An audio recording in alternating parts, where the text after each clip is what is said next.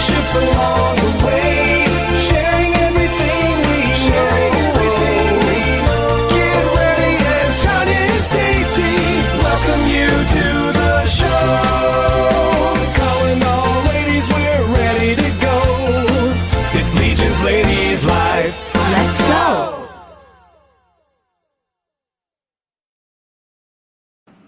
Let's go. Let's go. I just love that song. I do too. Makes me It's, happy. I know. I'm just back here like I know. Legions, ladies, Legions, ladies.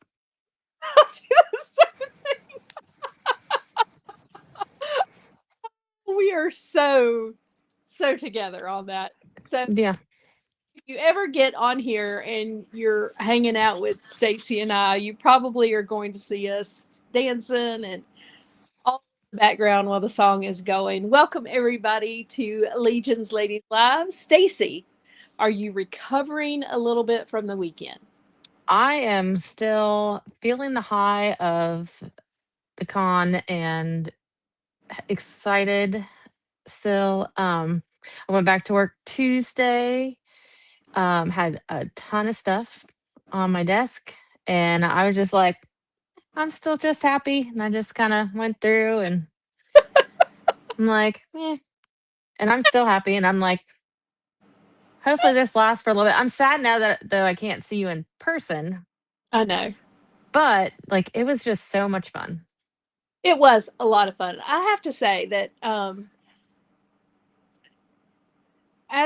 as I'm looking through like picture like I took almost no pictures. Like Me too. I I am suck. terrible. I'm like, you had said, there were a couple of times you were like, "Oh, let's get the girls to get a picture." So we were able to do a couple of pictures there, at the end of the day. And then you and I with The our banner. banner, that goes on the table, the runner that goes on the table, we took a picture with that. But like pictures like with us and Curtis and Darla, we didn't get one. I didn't get Yeah. one with Brian. I mean, we didn't get any of those. I'm like, I suck when it It's comes to called living in the moment. right. And we were, and it was the best time ever. But then I'm like, well, dang it, now I don't have anything to look back on. You know what I'm saying? So I that was know. it's okay though. It's okay. Yeah. I got out with you for we saw you on Thursday night, saw Hmm. you Friday for a long time, and then Hmm. okay, and then um Sunday morning. Did you guys come to breakfast Saturday morning? Yeah, Yeah, we were on the other side of the room though from you. but I still got to see you on Sunday morning. So we really got to spend a lot of good time together, which Yeah. was exciting. It was fun. Now that's going to have to do me until Legion's Con because I won't see you guys again until Legion's Con, All right? right. At intern. Well, Wednesday because we're coming in Wednesday, and you're coming in Yeah, Tuesday. we're coming in Tuesday this year. And I'm glad now that I know I'm going to intern. Like I'm super glad that I planned to come in on Tuesday this year because gives me a day to get in and then relax and do some stuff and see people and then be there when everybody starts coming in on Wednesday.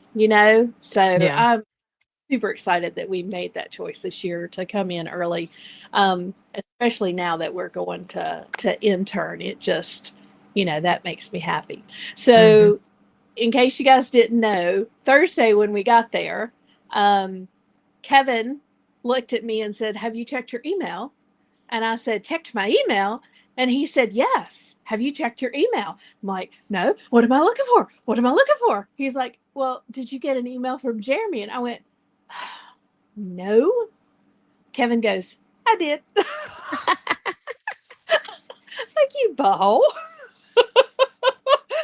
So then we get there and we're talking to Stacy and them, and for whatever reason it came to mind. So I'm like, "Stacy, did you get an email?" And she starts looking, "I got an email." And I did this. So Stacy and I, Both are. Oh, well, Kevin's. Maybe I shouldn't tell you what Kevin said, but Kevin said it just depends Probably not.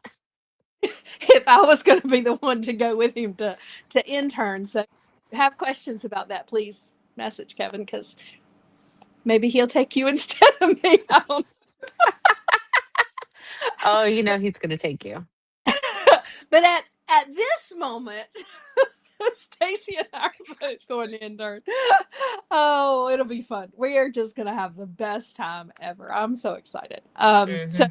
yeah, we get to do intern, then we get to do GCon together because we get to sit Hmm. on, and then we get to do the show together, Legions Con together for 2 days. You guys are leaving Monday.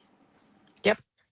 Okay, so we'll see you Monday as well. So yeah, it's going to be Yeah. a And even though November seems far away, it'll be here before we know it. yeah. Because it's almost. It's only 16 weeks until Legion's Con? I cannot wait to see you all there. So 16 weeks until Legion's Con, and she can't wait to see us all there. Right. It'll be there. It'll be here before we know it. Yes, yes, it will, and I'm super excited. Yeah. Let's see who is in the chat and welcome them, and then I want to show a couple of things that I picked up at CarverCon because I'm super excited about those, and then we are going to talk about a giveaway, and then we are going to bring our guest on and go through the news. Does that sound good? Awesome. All right, so let's start with way up here. Somebody checked in way early this morning. Freaks figures. Oh, it was so nice to meet him in person. I And know. I need that spawn. I was too late sending the kid to get it. I have it, but I don't think it is here where I can get to it. Ah, So I may have to grab that and show it next time. So, oh, sorry. Okay. Next we have, we got Blake. Worked out with him Saturday morning for Mythic Muscle. you guys Rocco are, the Great. and then, Hayes. Got to see him also. yeah, J Mac. Saw we him got, as well. yeah, we got to have supper with him and his wife. Such amazing Nice. people. Schmurgerburger. Got to Hello. see him. Josh Brown Toys. Got to see him. Yeah, William. Saw him too. Man, everybody. I Like know. It's, who wasn't there? Oh, there, Jeff. yep, Hi, Jeff Jeff. wasn't Jeff there. wasn't there. We didn't get to see you, Jeff. Darla. We got to Oh wait, see. which I gotta say, Darla. Yeah, So cool.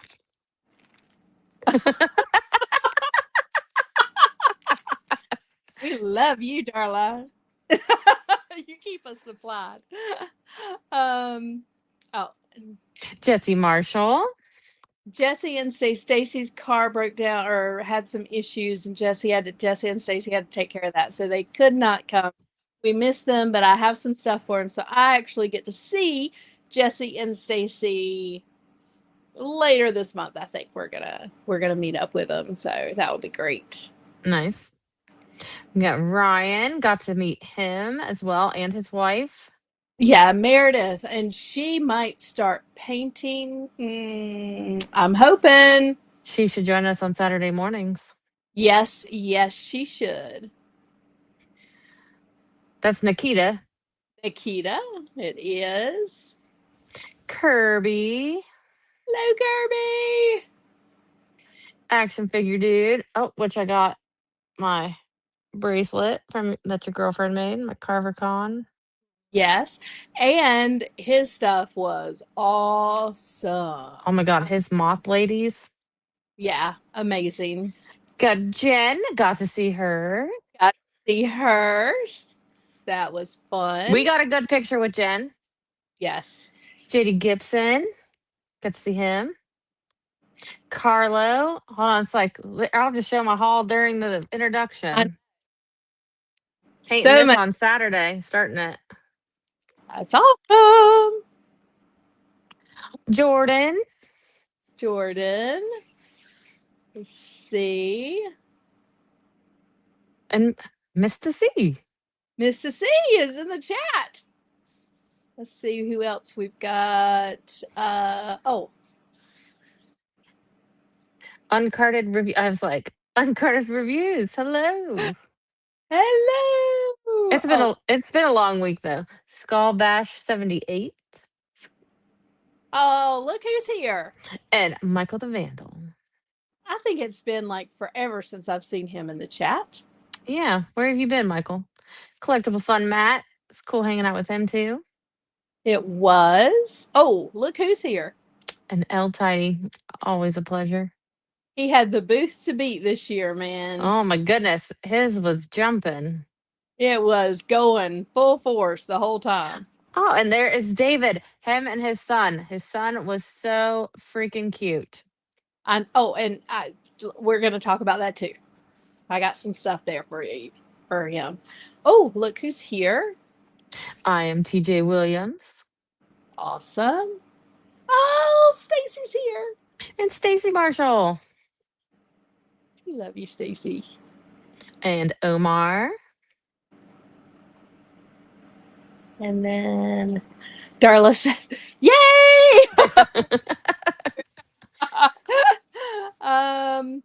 We have Blue Barnella. yeah. It's a new name. Oh, missed one. And James Studios Mudio. I'm not singing like Curtis because he does it so well. He does do it so well. All right. Before we do that, I do want to bring this up real quick. We got to meet David and Drake this weekend. They were around the con, and Drake was the cutest thing ever and had that Stavros just walking around with it, held in his arms. He had the time. Of course, he got a lot of different things. I was able to get my picture made with Drake, but Drake and his dad have, I mean, Drake wanted to be Stavros, so they created this costume and wore it to a con. Oh, And that's so cool.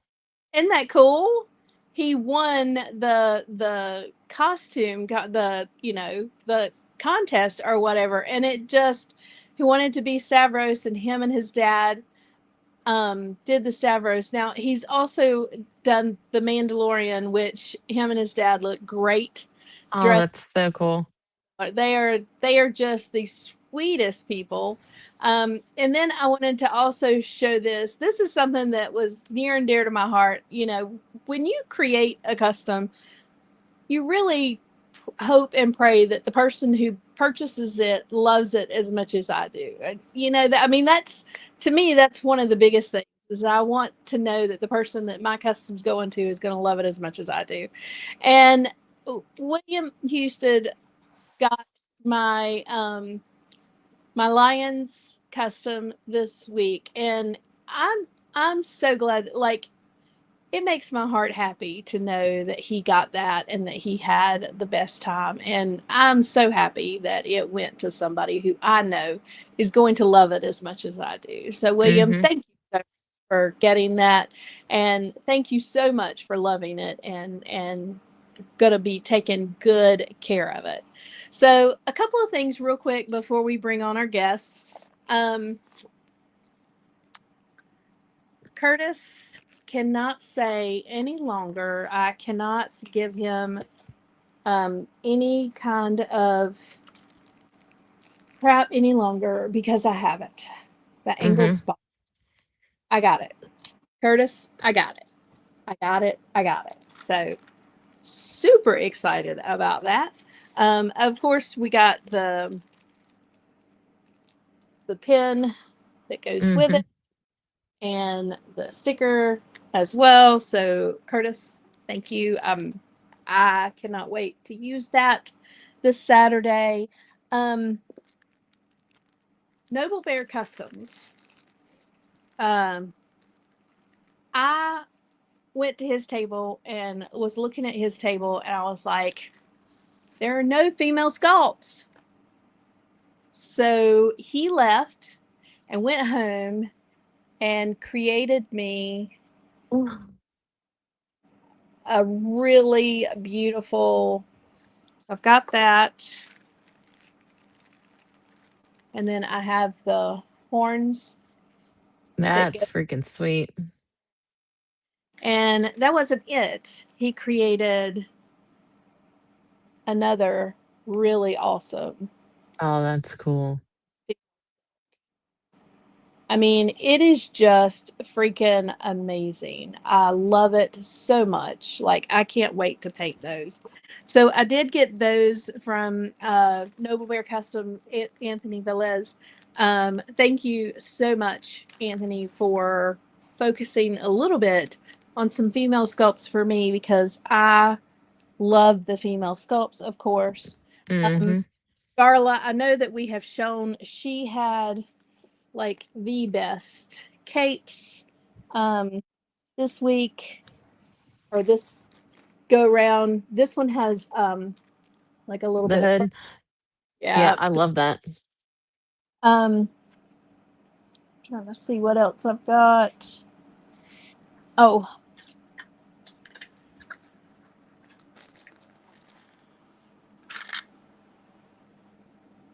Dr. Grimm Customs. I got a gray one to paint. And then I couldn't pass up. This one kind of looks marbly.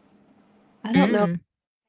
It just looks so freaking good as it is. Kind of gives that marble look, marble effect. So I may or may not paint that one. Mm. So I got that. And his daughter, we are going to invite her on. She is actually doing sculpting. Oh, cool. That I was so excited about. And then I know that you didn't get yours, but she was right. Yeah. Well, she beside- lives in my town, so I'm gonna be contacting her. Yeah, she lives right beside us, and I'm hoping that you guys can see the colors on this, because it is just Oh, that one's so cute. special. Um, she sparkles, but that is just adorable. How can you not love that? I know, so cute. Anya was obsessed with that table and the dice. I don't know how much money she spent over the, but she just kept going back, and she came back with like pockets full of like dice. I'm like, so my plan was I was gonna go over there and get one of those blind bags of dice and then one of the dragons, and then she packed up, and I'm like, okay, I'll just have to text her and be like, hey, I'm gonna need this one. I'll come pick it up from you. And then Corey had several things for me, but one of the things that he had for me is Oh, that's that's cool. isn't that beautiful?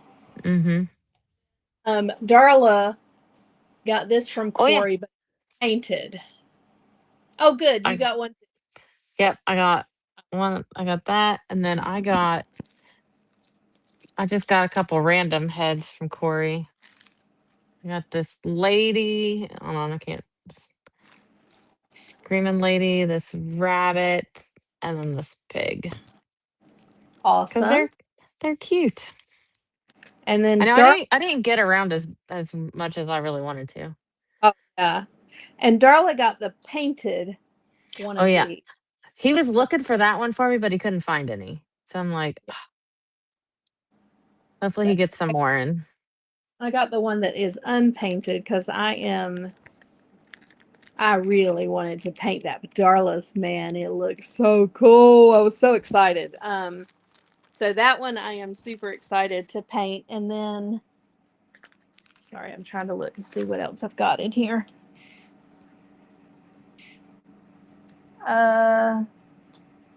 Okay. This I'm going to show, and we are actually going to give one of these away. Josh Brown had these, this weekend. The two female heads that are ready to paint. They've got the stickers in there as well. So I've got one of these that I am going to give away tonight. It is from Josh Brown. Man, I really need to look at those tables. I sucked. Oh, and this I was so excited about. So they had this this guy on Shooting the Shelf the other week, one of the weeks leading up to CarverCon, and Oh, yeah. I picked up these coins and the gold The bars. gold bars. So these are actually metal. I mean, I don't know if you can hear them, but they are Yeah. just, I mean, they're just gorgeous. I can't even tell you how beautiful these are. But I got one of each. I could not pass these by. I was just like, yes, yes, yes, take my money. And I love those. I think that that is amazing. So I was super excited to get those. I did pick up my door move these. Yeah. So lots of stuff, but yes, we are going to give away Josh Brown.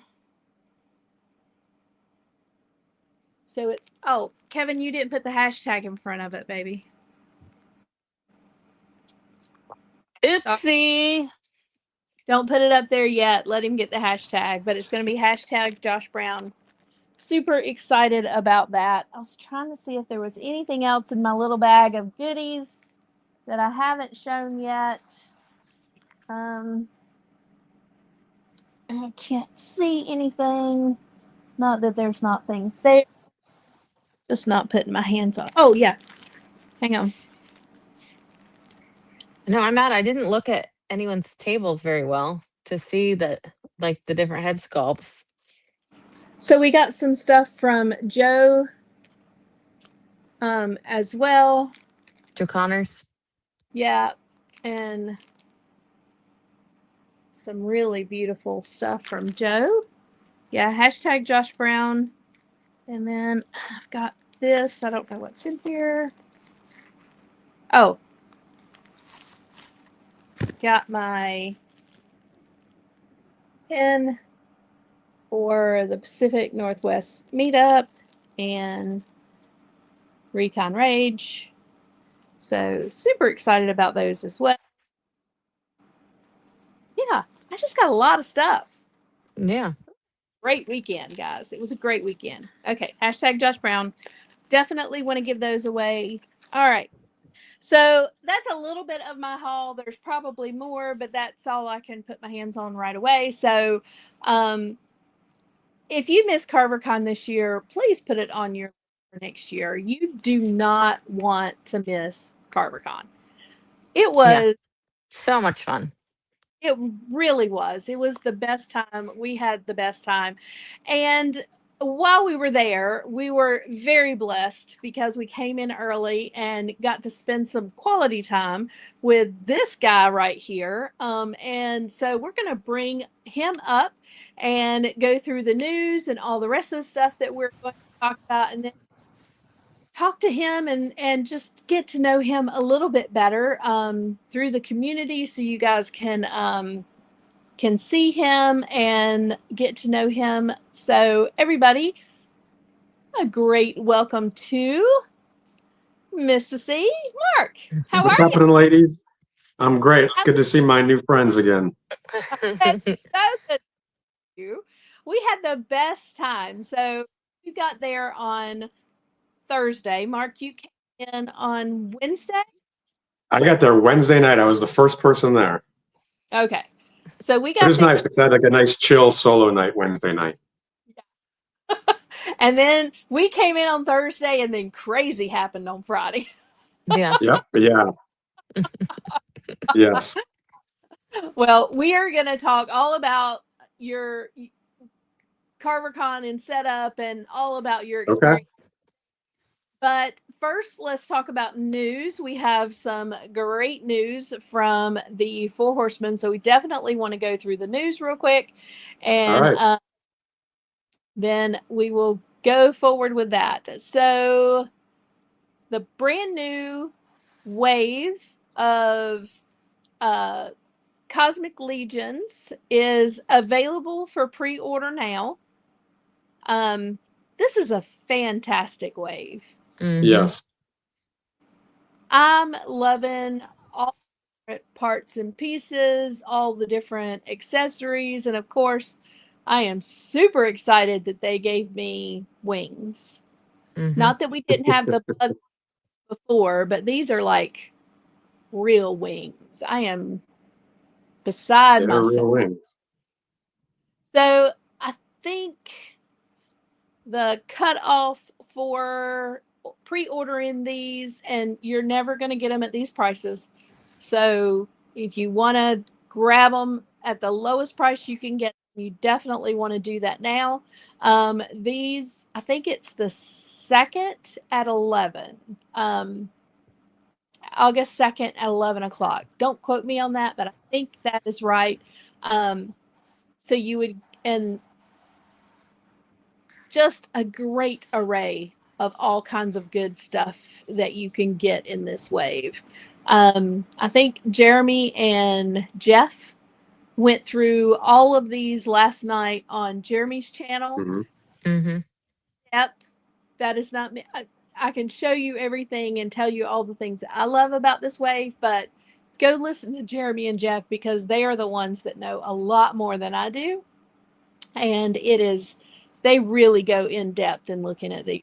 Go check out that show. It is awesome. And then these two posters are available, I think, to go ahead and order. So you can go ahead and get these in hand. I believe there are very limited stock. I haven't checked to see if they were still there, but they are gorgeous. So if you haven't gotten those, Nice. and then I love all the different options that you have when you do the add-on pack here.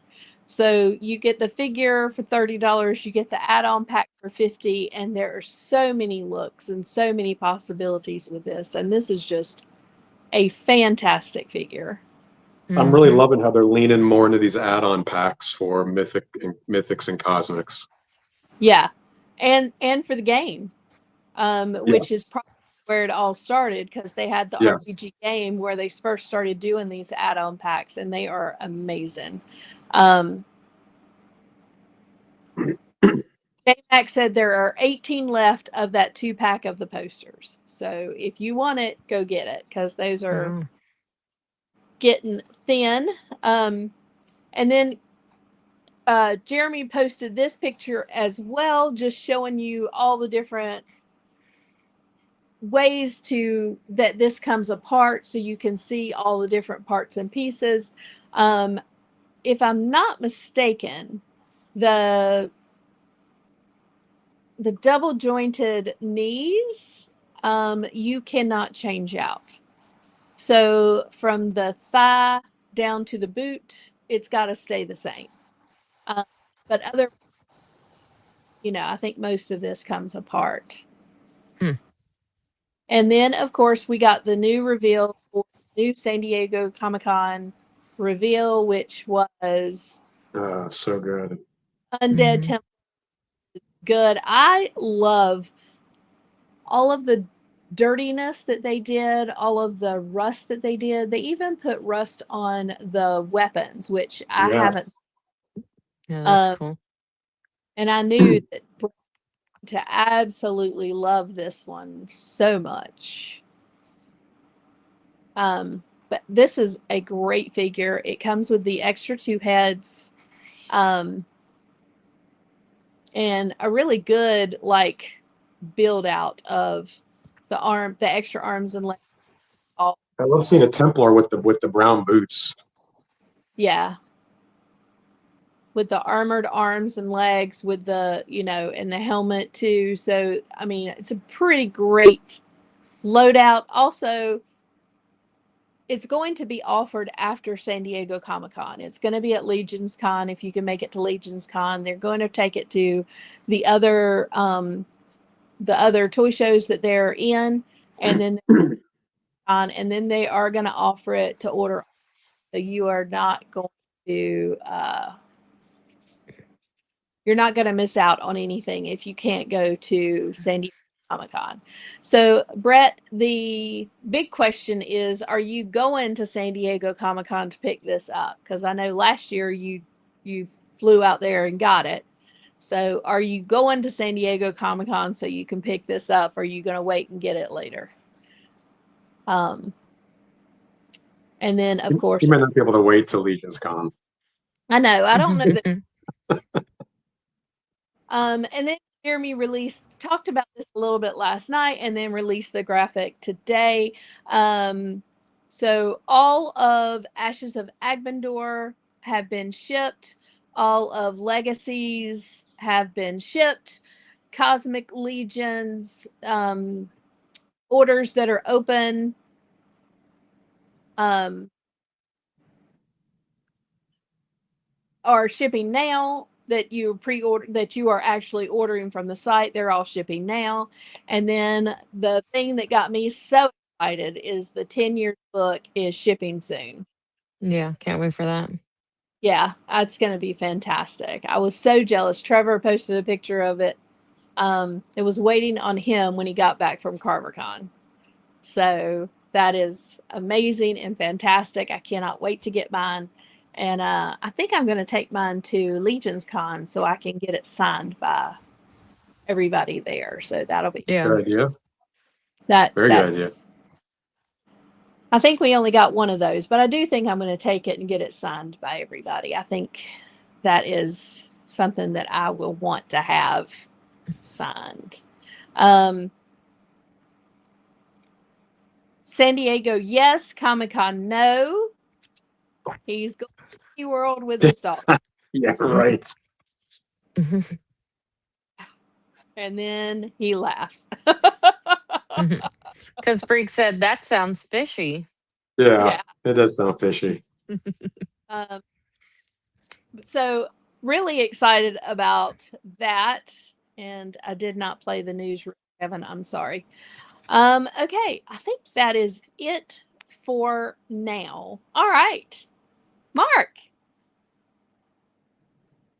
We got to have you and get to know I love you. the animated Enchanted Forest background, by the way. I always admire that. Isn't it just relaxing? Super relaxing. Yeah. So, Mark, where'd you grow up? I was born and raised in Fort Lauderdale, Florida. That's where I'm sitting right now.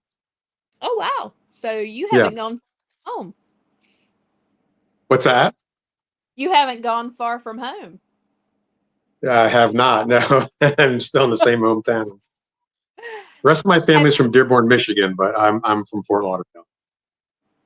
Now, have you moved away from Fort Lauderdale for any length of time? Like growing up? I went to school. I went to college at the University of Florida in Gainesville.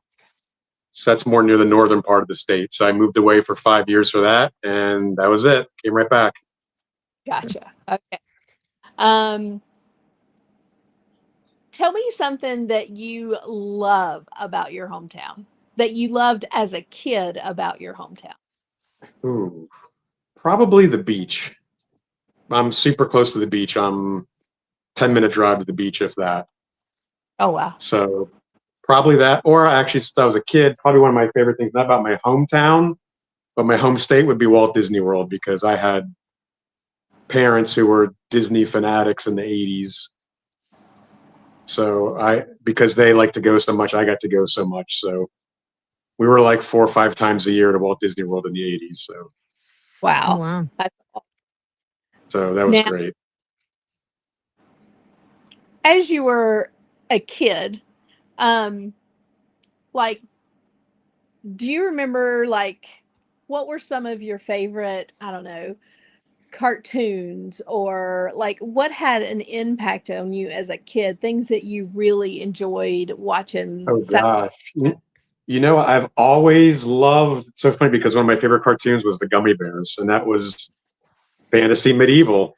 I've Mhm. Right. always loved that. I've always loved that genre, but all the 80s kids that everybody grew up with, you know, the G.I. Joe cartoon, the Yep. Gummy Bears, you know, all those. So I probably watched everything that everybody else watched. But yeah, I've always been into that genre for the Dungeons and Dragons cartoon as long as I can remember, really.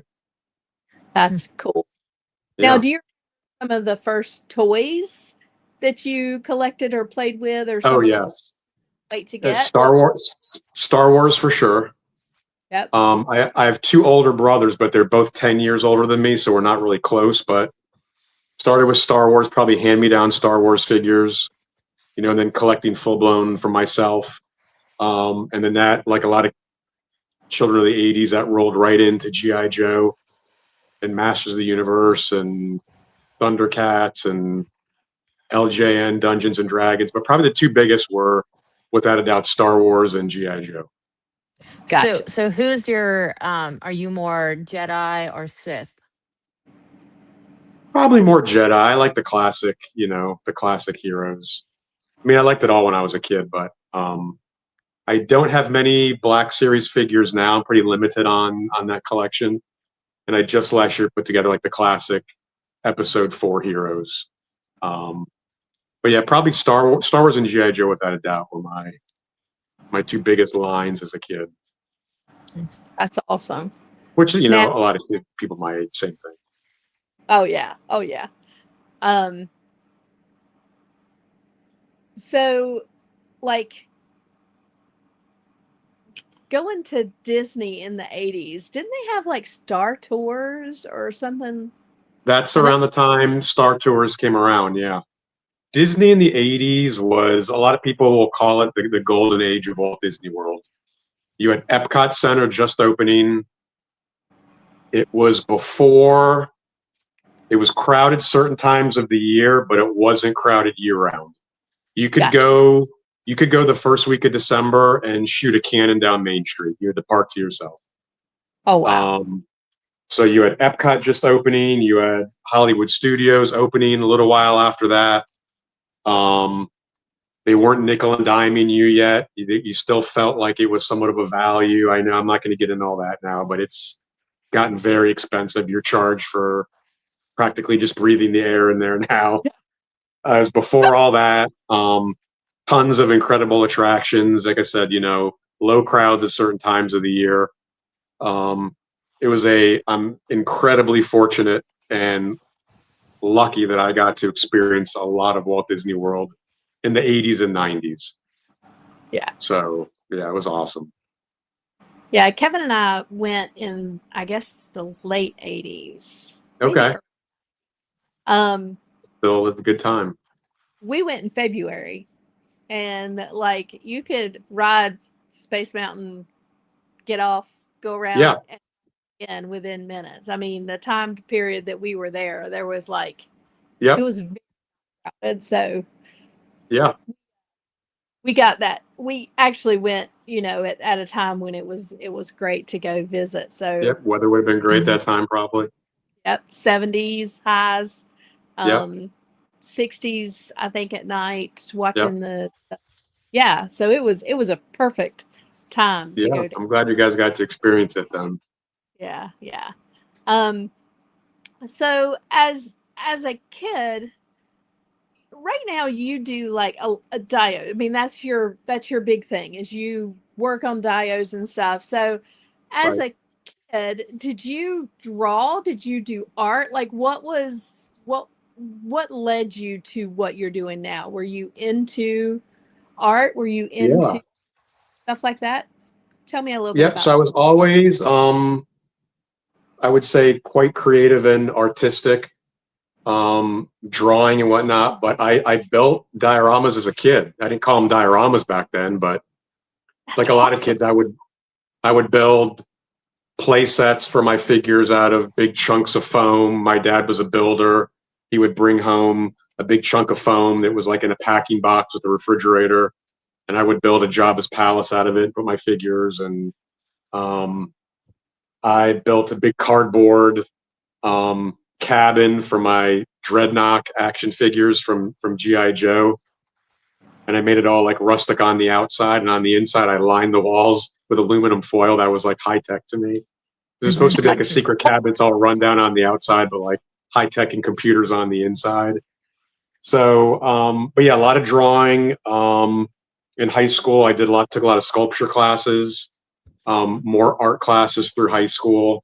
But yeah, I was building a lot of stuff as a kid. I would build Christmas decorations for my parents' house. Like they'd give me a little set of, lights, and I would build a cardboard house and put fake snow on the roof and punch the lights through the windows. And I always loved building, I guess what I would call miniatures, at that time. I always was fascinated by it. That's fantastic. Yeah. Do any of those still exist? Like, No, I can't even find pictures of any of them.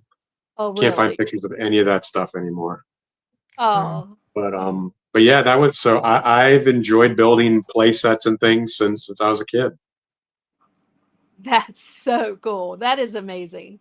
So when you were like, is there a time period that you can remember? Like, I know a lot of, like Kevin says, he played with Star Wars all the way up until the point where he figured out there were girls, and then he didn't do it for a while.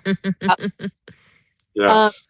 Like, is there a time period in there when you like stopped collecting, when you weren't focused on? I held out a little longer. I held out until like my freshman year of high school.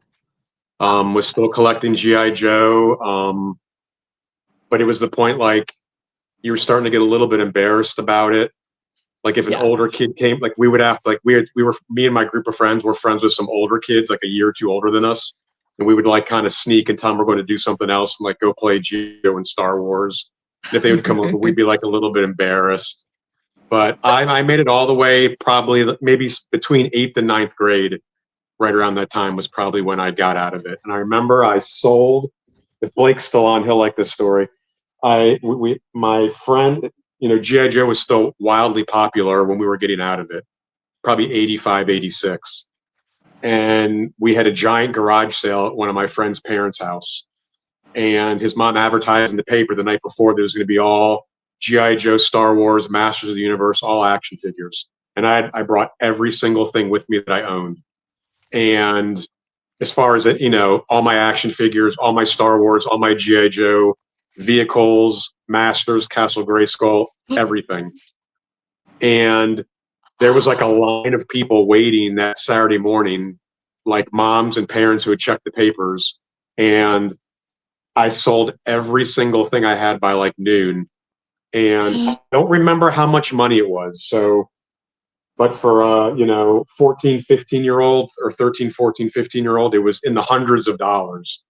And I went and I took a bunch of that money and I bought a Joe Weider 110-pound weight set with a bench and a barbell and stuff that I put in my bedroom. So I kind of I just have a vivid memory of that. So I kind of went from toys and action figures to lifting weights in my bedroom, and that was kind of the transition. But I always still was interested in action figures. I just went from my mid-teens until my 40s not buying them. Anytime I had to go to the store, I would still, I bought some like when the Star Wars prequel trilogy, like episode 1 came out. I remember going and buying somebody. I was like in my 20s and I was kind of embarrassed, but I went and bought some. And I was a big Austin Powers fan, and there was like an Austin Powers action figure line. And I bought those. So I consider those more like collectibles, and I wasn't like embarrassed to buy those. But I always kind of kept my finger on the pulse of action figures. If I had to go to Target or Walmart, I would always look through the action figure section. If I had to go to Toys R Us to buy a gift for a nephew or someone, I'd always look at the action figures. But like a lot of us older collectors now, there was that 20, 30 years where I didn't buy any action figures. Yeah. And it happens to a lot of people. I mean, there are some that say, you know, I don't care. I was doing it the whole time, but they're few and far between. Usually, there's a point where guys stopped collecting Yep. and then started collecting again. Yep. So through high school, and then you went to college, Yep. University of Florida. Yes. Okay. What What did did you? you major in? Yeah. I studied. So when I was in sixth grade, I was in middle school, and it was like, career day. And one of my friend's dad was an architect, and he brought in a model. Remember back in like the 80s, and architects built real models of the Yeah. project they were going to build. Now it's all mostly 3D rendered, but Right. he brought in a model of a house, and I lost. What is this? And he's like, model I build before I go and I design the house. This is the model I build to show the client. I'm like, you like did this for your job? And he's like, yeah, it's part of my job as being an architect. And instantly from sixth grade, I said, I'm being an architect. That's it. I want to build. I was more interested in the models than really being an architect. I'm like, his job is building these little models. This is insane.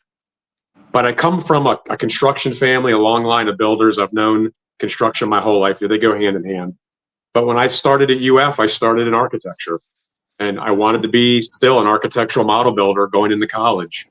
I took design classes, took model building classes. But after my first year, I just really realized that I'm really a builder at heart as far as for a career I wanted. So I switched to building construction. So my degree is in building construction. But I do have some of that architecture background. Brian put a comment up that I majored in bowling. I took a bowling class in college because you have to take 3 electives. Yeah, you I take all kinds took of random stuff. bowling, I took weightlifting, and I took nutrition. And since Yep. I took bowling, he's like, "Oh, you majored in bowling." No, I didn't. So they always make fun of me every time, and they're like, "Did you ever bowl a 300?" No, I didn't. They're like, "Then you suck." Funny. Well, my sister took sailing, and she sailed on a little pond. So it's like, That's I awesome. feel Though. like Yeah, bowling's better than sailing. My son took scuba diving, so he's Yeah, I certified mean, scuba diver. see, he awesome. doesn't know because he didn't go to college. So um, so you have your where did your building take you after college? I guess what happened then? Like what was your first job, and then what happened like after? Where did your career go? So I work in the construction industry, and I graduated from college. I moved back home. I got a job with a big, South Florida is the biggest, largest construction market in the U.S. So I got a job with a huge builder down here in South Florida. And when you get into construction, you can usually, not as a tradesman, but as, as like if you've gone to school and you have like a degree in building construction, you can usually go 2 routes. You can go the project management route where you're out on a job site running a job as a project manager, or you can go the pre-construction estimating route where you're working in the main office and you're pricing jobs. I did a couple years as out in the field as like a assistant project manager and realized that it wasn't for me. I like numbers. I'm a very routine, repetitious person. I like the mundane routine of life. It's weird. And when you're out in the field, you're all over the place. You might be on a job in Miami for 2 years. Then you might go to West Palm for 2 years to build a job, then back somewhere else. So I wanted to be in the main office where I just go to the same place every day, sit in the same office every day. So I switched and got into pre-construction and estimating. And I've been almost 30 years now as a senior estimator. So wow. we get the drawings in first for whatever job we're doing. You go through, you spend a few weeks. We have a whole team. You price the job, you quantify everything, you figure out how much it's going to cost to build. You go to the owner and tell them this how much it's going to build. And then once we actually start building the job, it gets passed on to the operation side and they go and build it. And then we just go and estimate the next job. So I've been, like I said, senior estimator for almost 30 years now. Wow. So there's a little more structure and routine with that. Yep. Now, between college and now, you were married at one time. So Yes. when Yes. did you meet your wife? What So my wife is actually responsible for my Mr. C name. So I told a lot of people this at the con.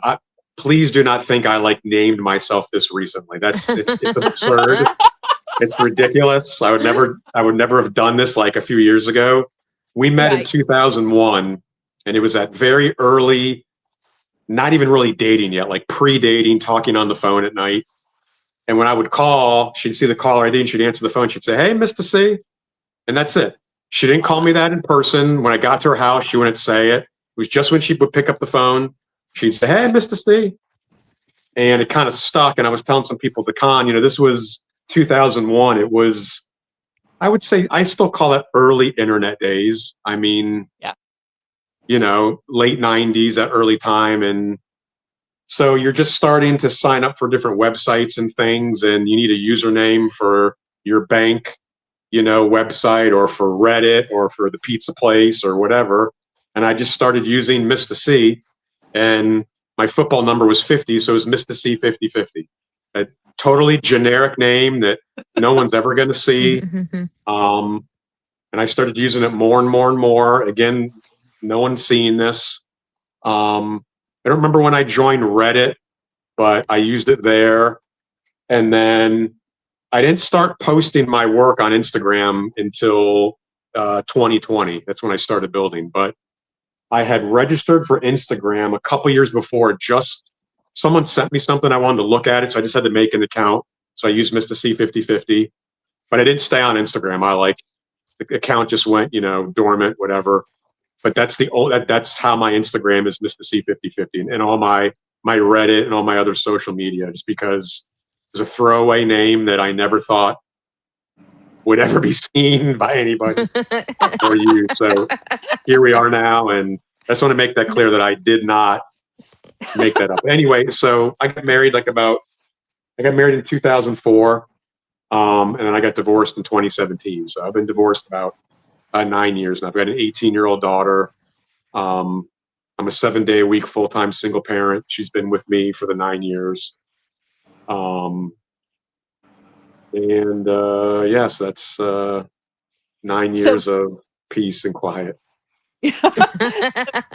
What does your daughter think about all of the stuff that you do, like all the dioramas and all the She stuff loves it. She's a little more interested now. When I started building, she'd be walking by on her phone, and I'd be done with something really proud. I'd say, "Look at this." And she wouldn't even look up. She'd be like, "Oh, wow, that's awesome." And just walk right by. I'd be like, "You didn't even look up." But then she definitely loves it. She loves seeing everything. And we have a spare, I live in a small 3-bedroom house. So we each have a room, and we have a small, what used to be like our office and my PlayStation gaming room. And I turned that into my collection room about 3 years ago. And you have to walk through that room to get to her bathroom. Oh, wow. She gets to walk through the collection room every day. And yeah, she likes it all, and I think more importantly, she likes it. She likes how much I love it all. Yeah. So, I love that. So we had a super chat. Yep. From Eric, Action Figure Dude 199. So we're going to Sunrise after Walmart, Stacy. Yeah, because we live 20 minutes away, and Sunrise is the bowling alley. And we said we'd meet at Walmart, which me and Brian were actually at that Walmart last night. Was it last night? What's today? No, 2 nights ago. Tuesday. We were there Tuesday. I don't know what day it is anymore. Yeah, I was like, and I said while we were at Walmart, I was like, "Oh, we should call Eric and let him know we're at Walmart." That's awesome. Yeah, go bowling after and yeah. There you go. I'm really not that good though, so. Thank We you, still Eric. bowl like maybe once a year. We'll go. I love it, but I'm not that good either. I mean, Well, what's like the best? What's your highest score you've ever bowled? I have no idea, but growing up, like my elementary school was next to a bowling alley, and there was like a bowling league, and so me and my sisters, we all did a bowling league after school. My parents met in a bowling league, I was on a league in middle so school, like 6th or 7th grade, yeah. on Sunday mornings. And then I just, bowled for fun, like Yeah, not really. I never thought I'd be professional bowler, but I like it, but I'm not very good. yeah. That's how I'm. I just like it's just fun to do. Right. If I get to 100, I'm happy. So I joined a league, and I don't know, 150, maybe 160 was an average for me. But Okay. I think I did like 214, 218, somewhere in there is my high. But Nice. one night I had the worst night. I had a 42. Yeah, that's closer to what I would do. They kicked me out. That was hilarious. But yeah. So my dad bowled on a league for years and years and years, and I jumped in one year and bowled with my stepmom, and it was a lot of fun. So, but um, Kevin asked if you are going to bring your daughter to CarverCon this year. No, she likes all this, and she's appreciative of it. I think she's proud of me, but she would not want to go to CarverCon, and that's totally fine. Yes, I wish I had bumpers that night.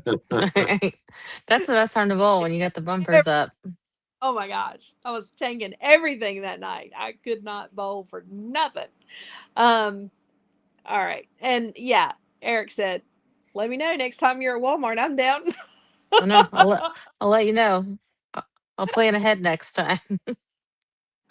um, all right, so let's go back and talk about your dios. So you said you started posting your dios in 2020. Yes, Uh, that's when I started building too. so what happened after you like started building a few and posting them? Did people like contact you and go, "Oh my God, those are cool"? I mean, Well, I started building them. It was a COVID hobby that I started. I'm a gamer. I'm a lifelong gamer, and I owned a couple action figures. I owned a couple like video game, like a Kratos from God of War and like a Nathan Drake from Uncharted. And I just had them like sitting like by my PlayStation, but I wasn't an action figure collector at all. And the Mandalorian TV show had just come out in 2020, and it's COVID. I'm bored. I'm like, I'm gonna order a figure, a Mandalorian figure. And he's on the way. He's in the mail, and I'm like, whenever you get a figure, they look so cool. The promotional pictures and on the box and on the ads, and you get them home, you set them on the shelf, and now it's like an action figure like next to the lamp.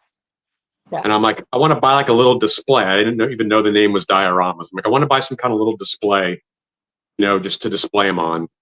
And couldn't find anything for sale. Went on Etsy, saw people selling them. They were fairly expensive. Started watching YouTube videos. I'm like, I can 1000% do this, no question. Went, bought supplies, started building. Wasn't even done with the first one. I was completely hooked. I was like, I've got to do a second one. So I built one for like my Kratos figure, one for my Nathan Drake figure. And I was telling people this at CarverCon.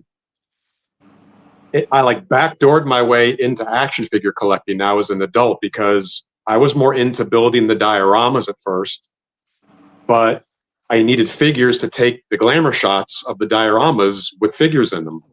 So I started ordering figures like one at a time, and I'd build my new diorama, buy a figure, take the pictures, build the next diorama, buy a figure, take the pictures, and then that snowballed. So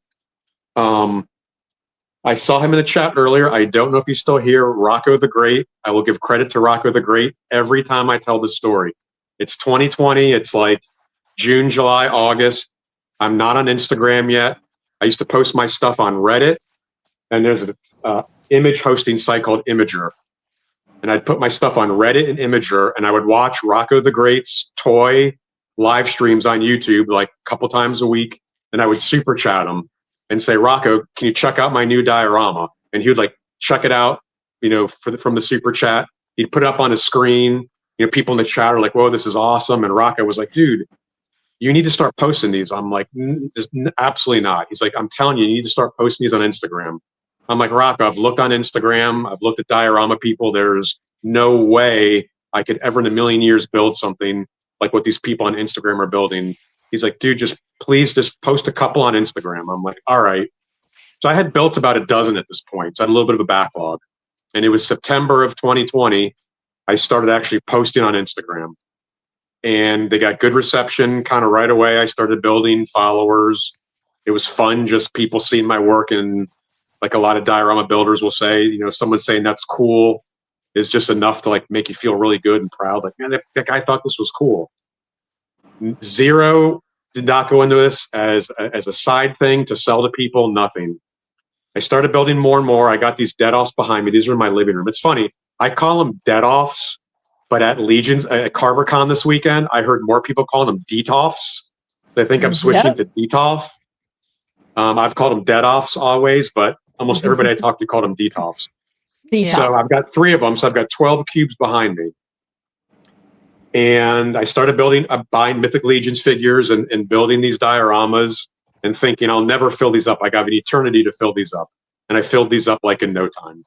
They're a lot empty right now because I'm getting ready to redo them. But I filled these up, and then I started just building, putting them around my house and stuff. And I was just running out of room. And I started to say that, and some people had started asking me at this point, would you sell one of those? And I'm like, sell one of these? I'm like, you would want to buy one of these? I'm like, no, I don't sell them. I just build them for myself. And I ran out of room. And I said to myself at that time, it's probably 2021 by this point. I was like, you got 2 options. You stop building, or you build and you sell them to people, and that way you can keep building. And it was a no-brainer. So I started selling them, to people, not really advertising. If someone would ask, can I buy one? I would say yes. And it's like 2021, 2022 now, and I'm building them and selling them. And that's kind of how the whole selling dioramas got started. It was not, I tell people, if I had some big house with like a huge basement, I probably would have never sold a diorama yet to this day. I would have just kept all of them. But I'm glad I did, now. But I have none of my big ones, my big giant ones that I've built over the years. Sadly, I have none of those. But I've talked to Brian about this, Stacy, and it's incredibly humbling, and it's still it blows me away that something I sat at my dining room table and made on a Saturday is sitting in someone's house, and they've got figures on it, and they look at it every day and they think it's cool. That doesn't get old. I don't take that for granted.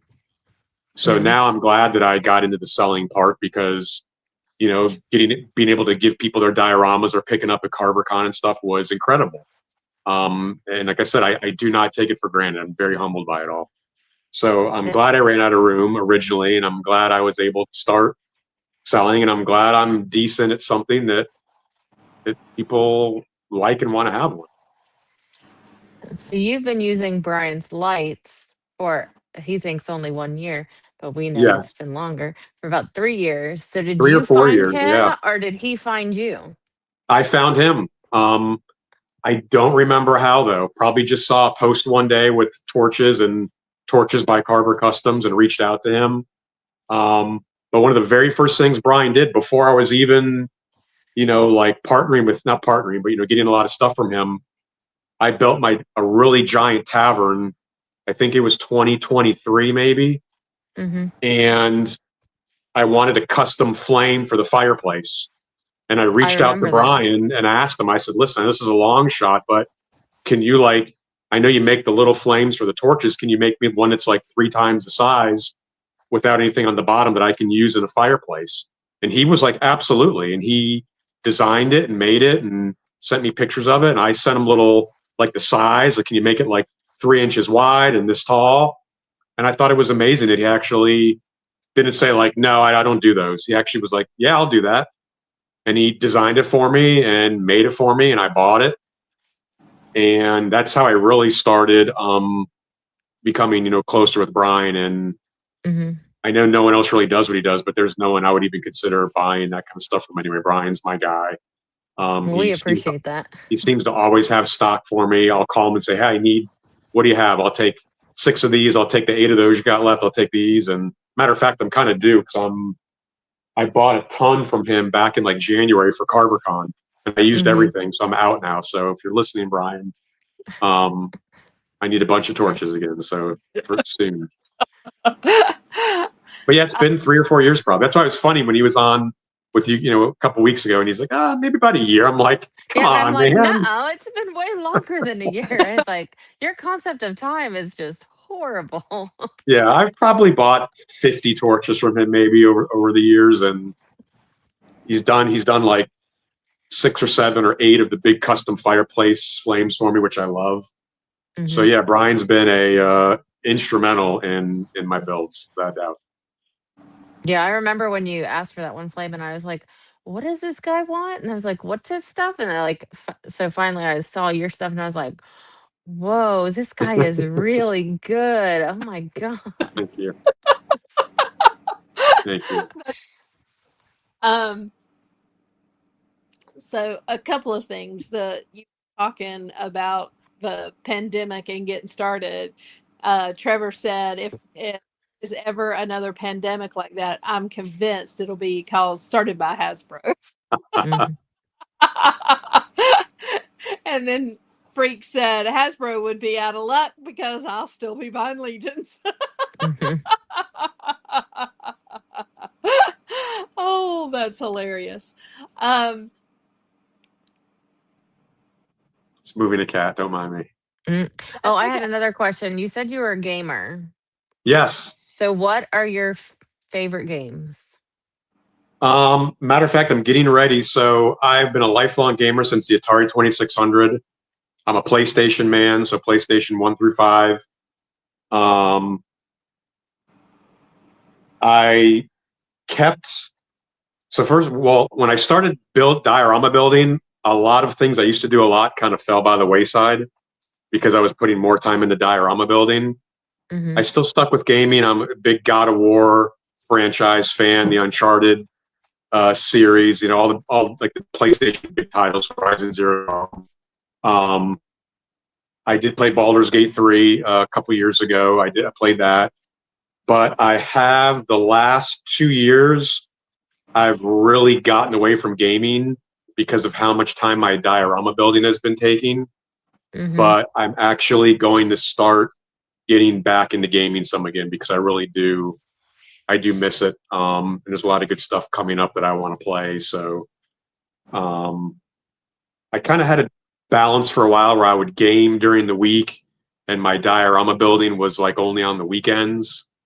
But since December, since I started building for CarverCon, it's been 7 days a week of building. So got a little intense.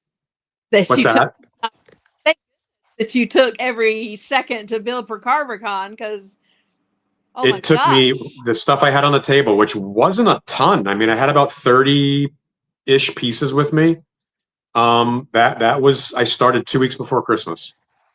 Wow. And I don't think I took one weekend off and only a couple nights off. It was nonstop building, which was good.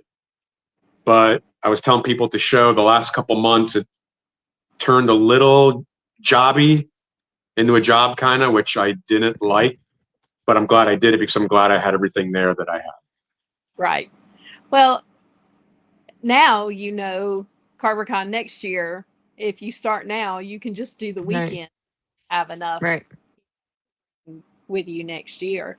And we are going to show some of those on here tonight. We've got some people took pictures of the ones you took to CarverCon, so we are going to show.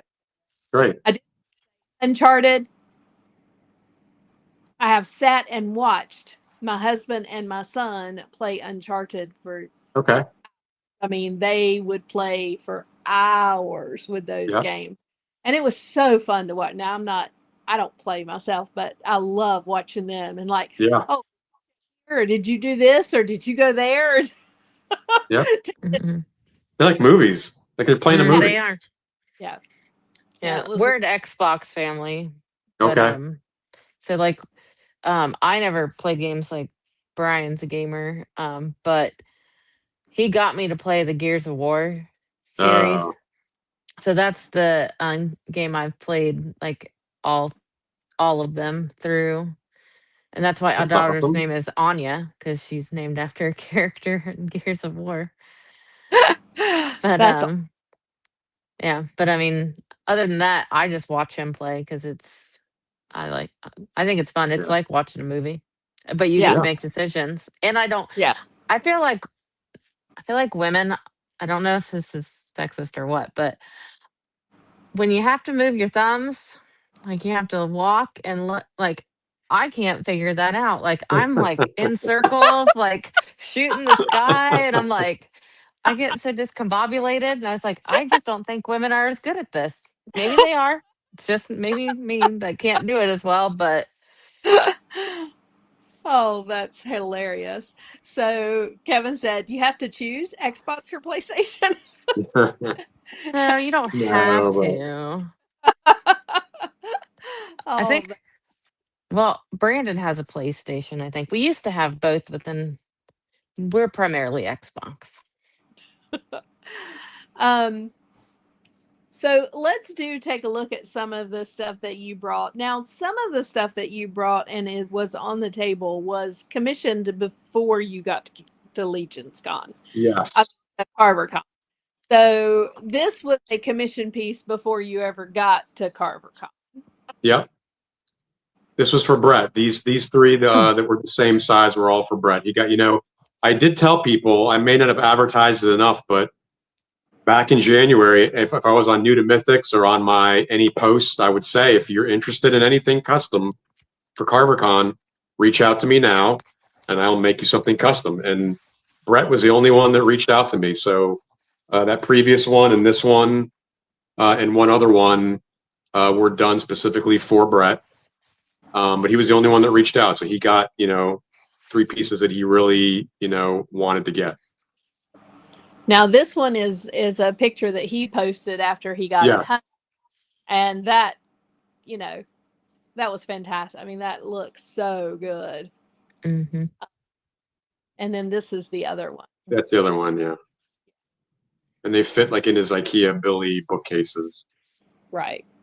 So he said, "Hey, I want it to fit on a shelf in this bookcase," and you said, "What are the dimensions?" And he gave it to you, and then you were Yep. able to this on with that in mind. Yep. And then Exactly right. these are just some of the very simple, Yeah. Those are just little flat single figure display. I made a list before I started building in December. And I said, people are going to expect to see some larger stuff from me because that's what I'm kind of known for. But I'm like, I want to have little $20 items. I want to have $50 items, 75, 100. I want to have every size up to, some big stuff that, so I had made a list back in like December, January of loosely what I want to do, how many pieces of each size. And that's how I came up with all the different, prices and sizes. Brett said, "Fits like a glove." Oh, and I love I think Curtis was doing a show or whatever talking about the things that he got at CarverCon. And I know he picked up one of these. It kind of looks like you're outside or whatever, and he loves it. So, and then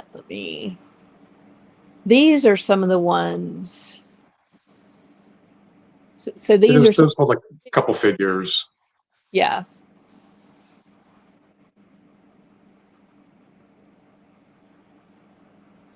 They were all fun to build. It just I put a lot of I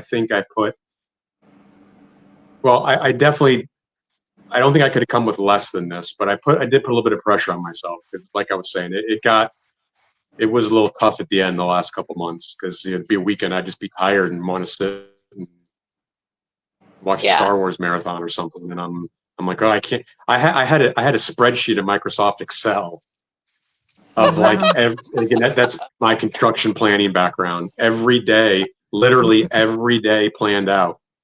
Like, okay, I'm carving this wall on this day. I have to do the static.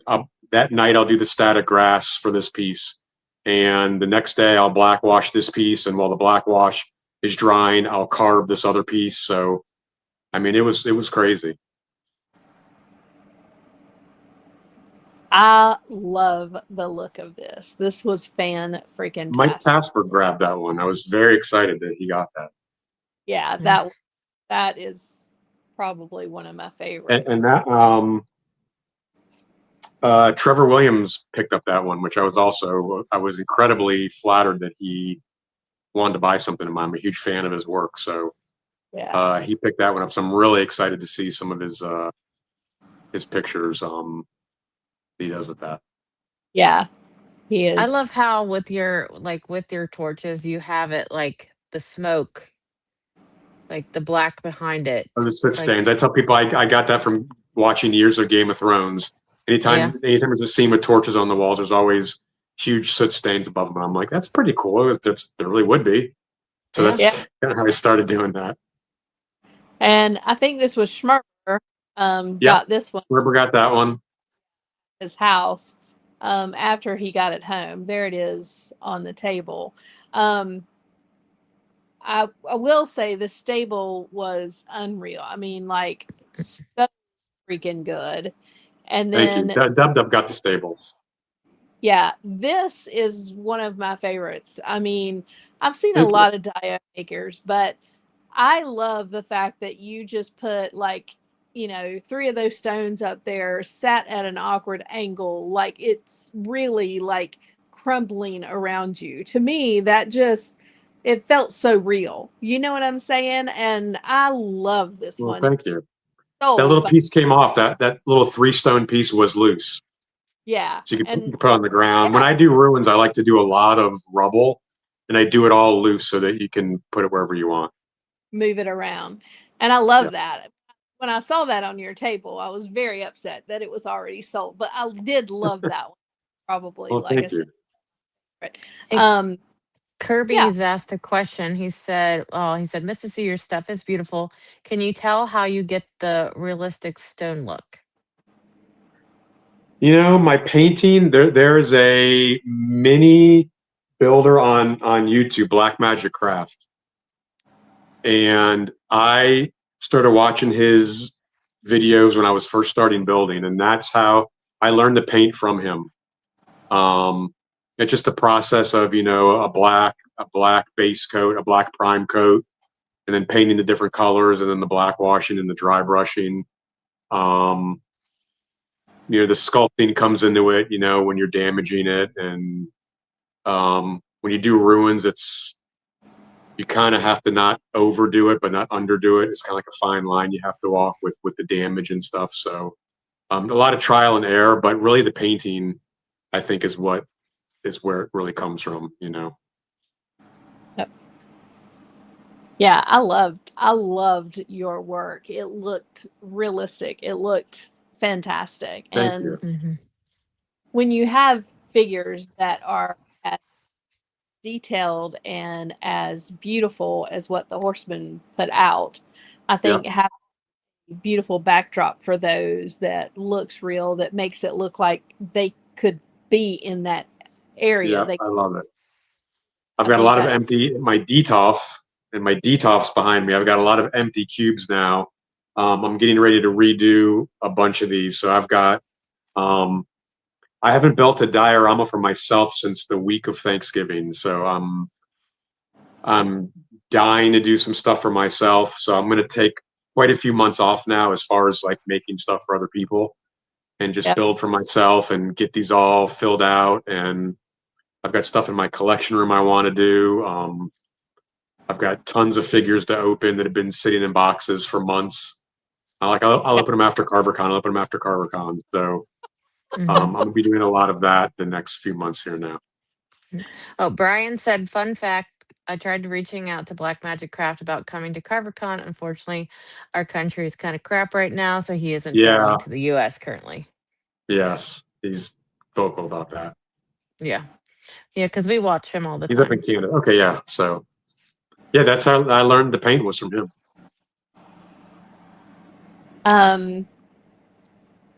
Oh, Spooky Zora Rob said, can you do double-sided dio? One side kind of like a dungeon setting, then flip it and the setting becomes the inside of a cave Yeah, type I've never setting. done that, but you absolutely could. I've just never done. I've never done anything like that, like a two-sided. Like that's a good idea, though. Yeah. Yeah, I think that's cool. I think that would be neat. Absolutely.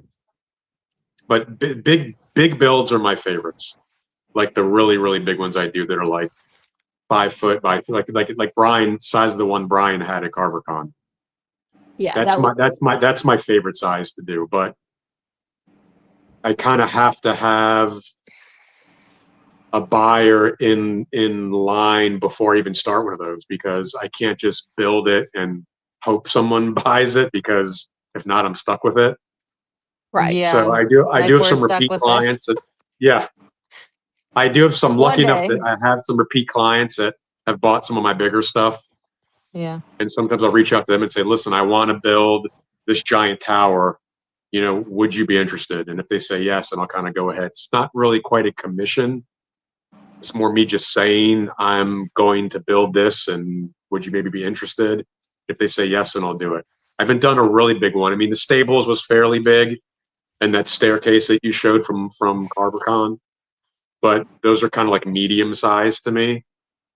The really giant ones are the ones that I really love. That's cool. I wish I had room to keep one. I don't. Yeah. Well, that's the thing is I'm like, where would we put something? We don't have room for something that Right. large. Not for everybody. Yeah, but they are gorgeous. Like Brian had, on his table with the little cave in there. I mean, that So was incredible. absolutely incredible. But like, Yeah. Right. no, Where are you gonna put it?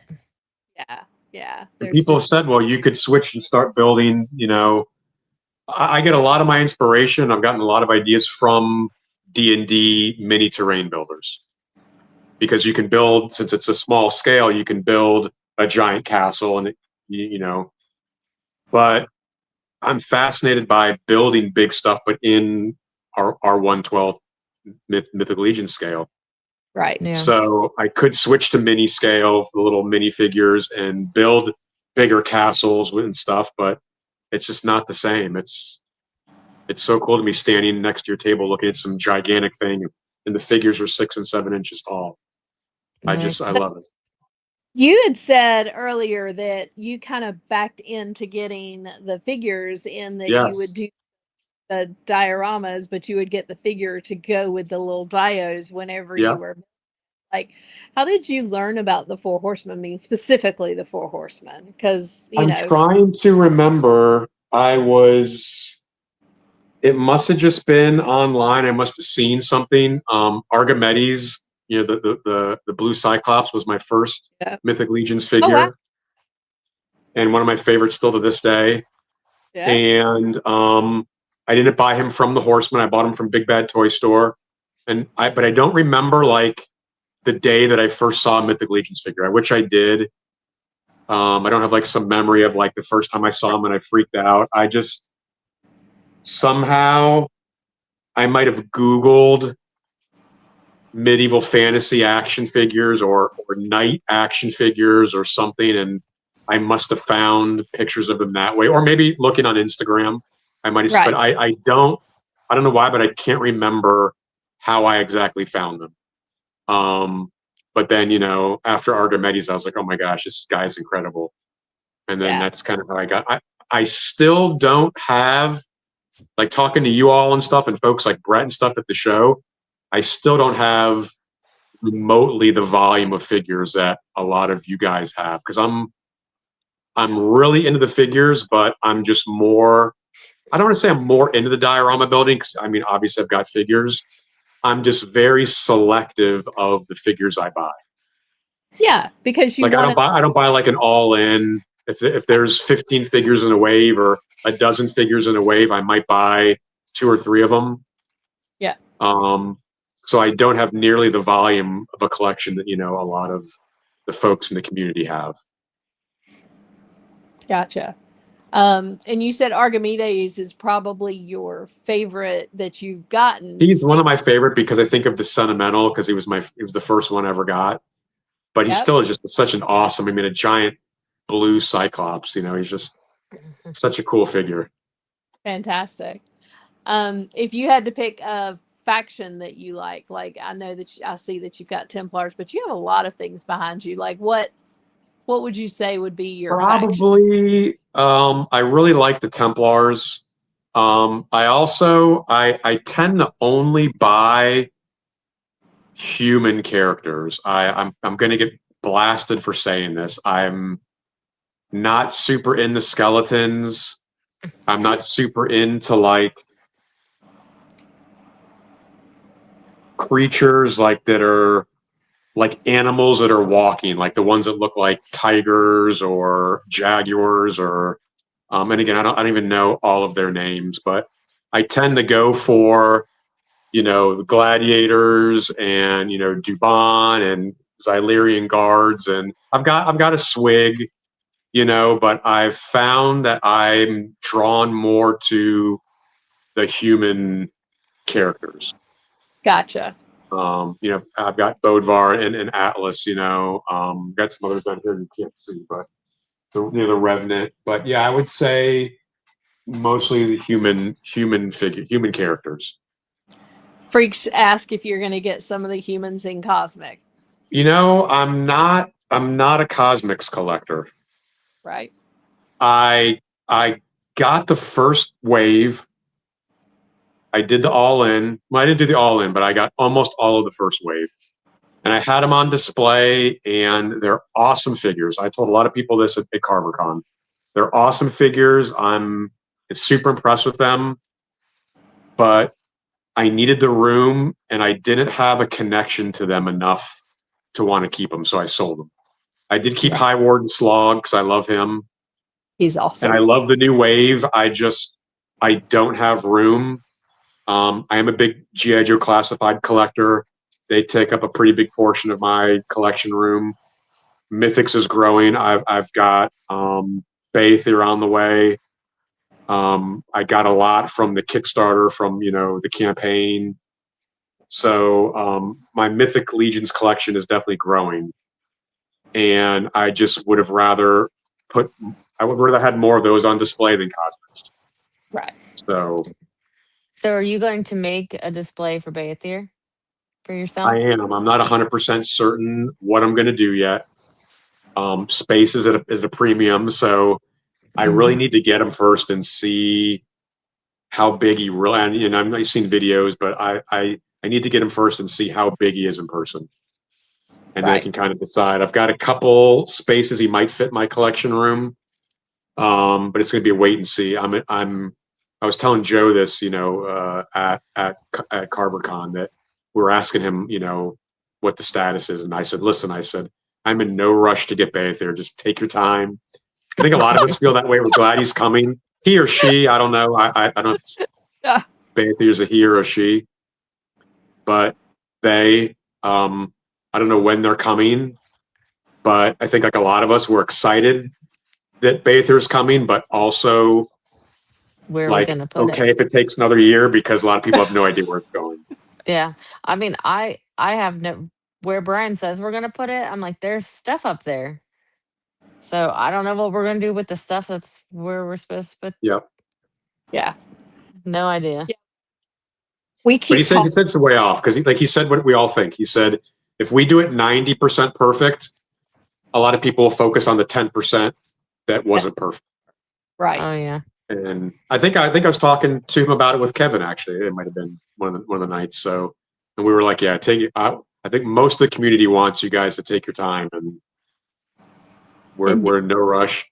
Yeah, it's gonna be awesome no matter what. So, that's not the one I wanted. This is. There's a lot of call for cosmic diodes. I know. I'm a one-trick pony. I tell people I don't do I'm fantasy medieval. I don't do anything modern day. I don't do alleyways or loading docks or rooftops for Marvel Legends or anything military. I did build a display for my personal display for my classified figures. It's a one and done. I don't do anything sci-fi. I don't do anything cosmic, nothing space. I'm literally fantasy, medieval, and that's it. So That Kim, makes Kim complete. Pop asked if you've done a throne room or stained glass windows. Hang on a second. Let's do this. Benny said that Archimedes was his first Mythic Legions, and he purchased him from BBTS as well. yep, it was 2020. Nice. I got him, and he's up here. You can't see him, but Yep. I haven't done a throne room yet. A few people have asked me, and I haven't done stained glass windows yet. That's something if I was going to do, I would buy from someone that does them incredibly well, and I would just incorporate them into my diorama. I don't 3D print anything. Only 3D printed stuff I really buy is Brian's torches. But I would love to do a throne room, someday. Time is the enemy. Lack of time is the enemy. Yeah. Omar said, I'm terrified for Beathir. I will have to move the couch, the dogs, the TV, and probably the bed just to put him in the house. Just the box. Remember when they did that post? They did the mock-up boxes of Yeah. if you get Beathir and the all-in of how big just the boxes were going to be. And I can't get rid of a Beathir box. The box is going to be a work of art, not the shipping In box, but itself. the box. Right. I'm like, well, I'm not going to be able to get rid of that. Yeah. So I don't know what I'm going to do. Freaks did say a cathedral would be awesome. Yeah. Yeah. It would be cool. So let's look to the future. You are coming back to CarverCon next year. 100% yes. Okay. Awesome. We were so excited about that. So I can look forward to having a bunch of boxes in my house again. Yes. Yes. I'm really, I don't know how this is all good. This is. I told people to show this is a first world problem. I'm not complaining. Yeah. But this isn't a job. It's a hobby. That's right. I'm beyond flattered and humbled. And like I said, I do not take for granted the fact that people like my stuff and want to own something I make. It still blows my mind. I tell people I'm just a nerd ass divorced single dad that sits at his dining room table, and I'm a big college football guy. When it's college football season, I got college football on. I'm building. I'm watching the TV at the same time. So it's amazing to me that people want to own something of mine. But again, these pieces take, even the smaller stuff takes a while. Yeah. And with this not being a job and being a hobby, I definitely am doing CarverCon again. I don't know if I'm going to do a double booth again and bring as much stuff. I don't know if I get a single booth and make, like the two taverns, the one that Schmerber got, those got a really good reception. I'm like, I could have made 10 of these because they weren't super expensive. A lot of people liked them. A lot of people were asking if they could buy one of them. I'm like, I could maybe focus on, instead of making a whole array of things, and a lot of people were asking for the ones I did for Brett, that the Billy bookcase size. I'm like, I could have literally made like 10 Billy bookcase ones, and 10 of those taverns would have been kind of boring, but a lot of people would have probably picked those up. Like I was saying, I'm taking quite a bit of time off for myself right now. I want to get back into gaming some. I've got a bunch of personal dioramas I want to build. So I love the show so much, though. I'm sure when December comes around, I'm going to say, all right, I'm going to do the same thing as last year. I'm going to do 6 months of chaos, and I'm going to get a double booth again and do the same thing. Yeah. But then what that means, though, is that I can't really sell stuff online, which I enjoy doing, because it's one or the other. I can't be building for CarverCon and at the same time be building stuff and shipping to people. So again, this is a first world problem. I have to figure out, I know the next few months I'll figure out organically what I want to do. Because I do love building stuff here and shipping because there's no deadline. It's like I'm going to get this done when I get it done, and when it's done, I'll tell you, and I'll send you progress pictures, and I'll ship it to you, and that's how it is. I don't Yeah. really take commissions per se.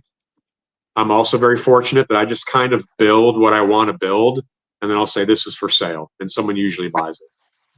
Yeah. Brett's things were kind of commissions, but going back to like the alleyway and modern day stuff, I've turned a ton of people down because I'm like, again, this isn't a job, and I'm not going to spend 2 months building something that I'm not interested in building. And I'm not trying to sound like cocky, but I have to be interested in the thing I'm sitting down to build so that I'm excited every day to sit down and work on it. If I had to build like an alleyway or a rooftop for someone's marble figures, it'd be like a nightmare. Every day I sat down and be like, I do not want to do this. So I told myself way early on, I'm not going to be like a commission guy. It's not a job. I do not do this for the money at all. 1,000% not. I sell my work for a little less than some people expect that I would sell it for because I just want to because also with my big stuff, shipping is insane. Yeah. And I can't charge some crazy amount for a diorama. And then, I've sold pieces to my one client in Texas where shipping has been $700-800 just for shipping. Wow. So I'm like, I can't charge him some crazy amount for the diorama. Then this poor guy's paying $800 in shipping. So I keep the stuff fairly inexpensive because I just want to get it to somebody. I'm like, I either build this and sell it cheap or I don't build it. And I want to build this gigantic courtyard right now. I want to take the next 3 months and build this thing. So that'd be cool. I don't mind selling it for cheap because I get the joy of building it for the 3 months. That's awesome. So I'm not 100% sure what I'm going to do, the next year right now. Like I said, some time off for myself right now, and probably not doing a lot of building and selling online like I have been. Probably waiting until CarverCon, December, and going nuts for CarverCon again because it was awesome. It was a great time. Yeah. It was awesome. We have a couple of things I want to bring up. This is the first one. $4.99 super chat by Curtis or by Ackerman. One thing I've learned in this space is you need to create what you want to create at the pace that works for you. Whatever It's you make, people 1,000% will right. buy. Yep. And I think that's 100% correct.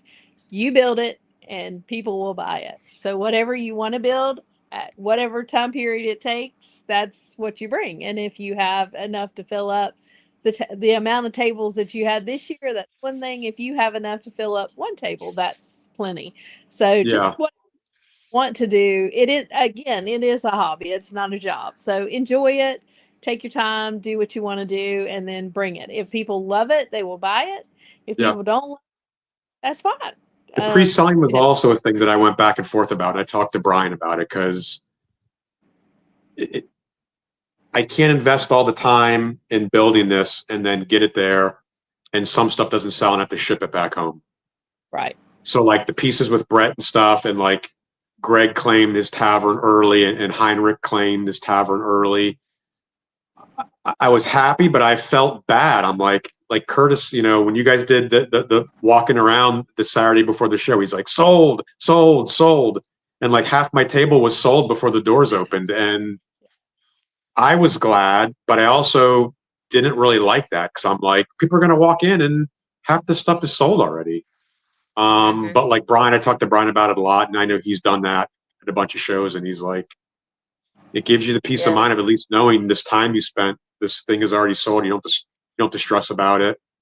And I think that is good advice. I think if you post pictures of it and people are like, hey, I really want that, pre-sell it. I mean, people that are going to see what you have available and pick from those things. Don't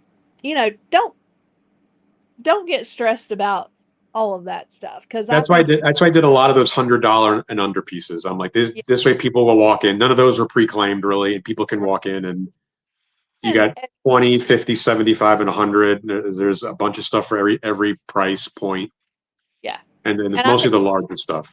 It was yeah, pre-planned. and I think that's awesome. And I think the way that you did it was fantastic. Yes, you pre-sold a lot of things, but at the same time, when you came, you already knew that you were going to come home with, a lot less stuff than you went with, which Yeah, that was is nice.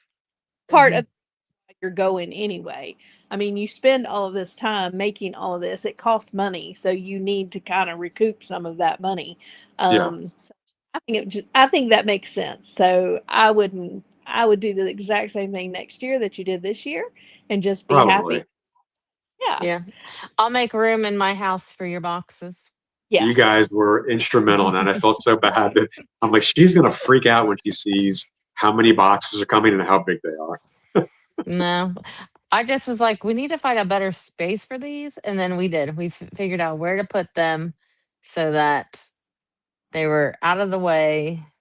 But And I didn't want to ship them too early because I didn't want you to have to hold them, but I also didn't want to ship them too late because it was and like then, 4th of July weekend, and I'm like, I don't want something to get like lost or it's right. slow. I still Or think I shipped them. I could have probably waited an extra week and shipped to you Eh, guys, it was but fun. It was I'll kind never of forget like next time. Christmas, even though like I knew I wasn't getting any of it, but it was like, oh, we got more boxes. Oh, look how that's a huge box. yeah, that's awesome. Now, this is an important question. What is your favorite college football team, Mark? The answer on the I pit. know Omar is a Miami Hurricane. I know he's a Canes fan, and Yeah. I'm a Florida Gator. A lot of people in Florida, a lot of people think that the Florida Gators and the Florida State Seminoles were the biggest rival, and we are big rivals. But I think Omar will agree that My Gators, yeah, Gators and Canes really freaking hate each other. that is a Um, huge so rival. yeah, I hate to say that, Omar. Sorry, Omar. Um, I've seen his Miami Hurricanes blanket in the background behind him. So yeah.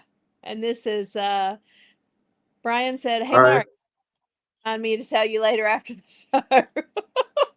But I said this a lot of. Oh, do you guys remember? I know you guys remember my book, Oh my yeah, notepad from the show. It's 3 pages of all nice. just real names and what I call stage names. You know, Yeah. because again, I'm like I'm meeting 50 plus people for the first time this weekend, Yeah. and you guys all know each other. So anytime I'd meet someone, what's your name again, and what's your Instagram name, and I'm writing it down. But I know I'm not saying anything none of you guys don't know that go to these shows, but the hanging out was hands down the best part. Better than the show itself, better than anything was the nights in the lobby.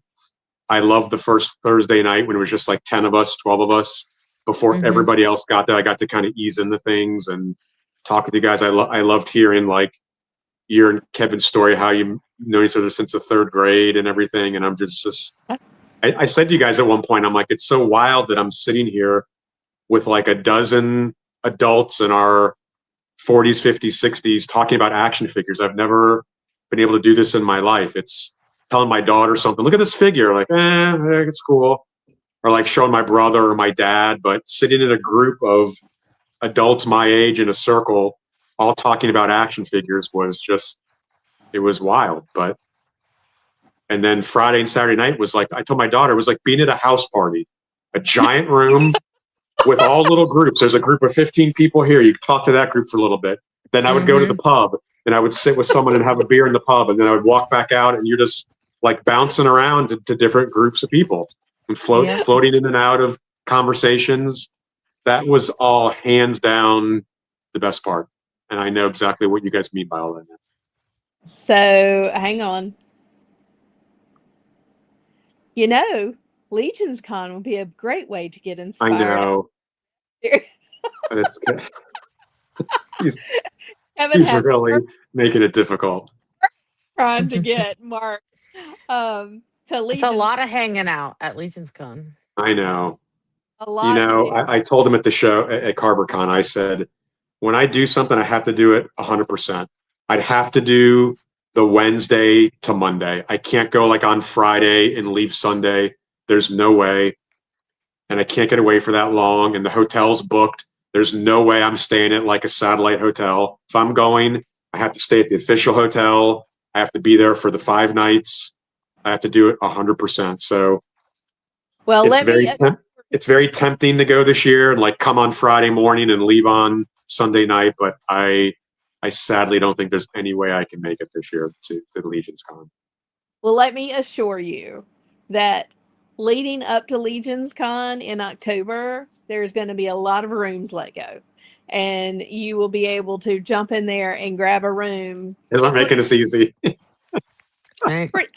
It happens every year. Every year, people get in there and they realize that they can't make it to Legion's Con, and they've got a room, and they'll go on the cabal and say, hey, I gotta let this room go if somebody wants it, it's Right.